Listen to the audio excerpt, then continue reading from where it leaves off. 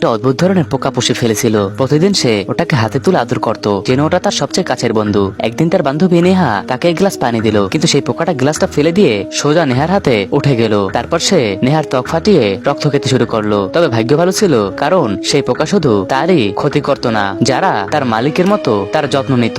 কিছুদিনের মধ্যেই সেই পোকাটা 1 মিটার লম্বা হয়ে গেল। এখন সে মেয়েটার জন্য এমন জিনিস এনে দিত যেগুলো সে নিজে পৌঁছাতে পারতো না। তাদের বোঝাপড়া এতটাই ভালো ছিল যে তারা একসঙ্গে সব কাজ করত। তবে সেই পোকাটা শুধু নেহার রক্তই খেত। সময়ের সঙ্গে সঙ্গে মেয়েটি বড় হলো, আর সেই পোকাটাও এক বিশাল দানবের রূপ নিল। তারা একসঙ্গে খেলা করত, ক্লান্ত হলে একসাথে গোসল করত, দোলনায় দোল খেত, আর একে অপরের সঙ্গে সময় কাটাতো। মেয়েটা তার ছবি আঁকতো, ছবি তুলতো। তাদের সম্পর্কটা খুব ঘনিষ্ঠ হয়ে উঠলো। কিন্তু মেয়েটার জন্য একটা দুঃস্বপ্নে পরিণত হতে চলেছিল।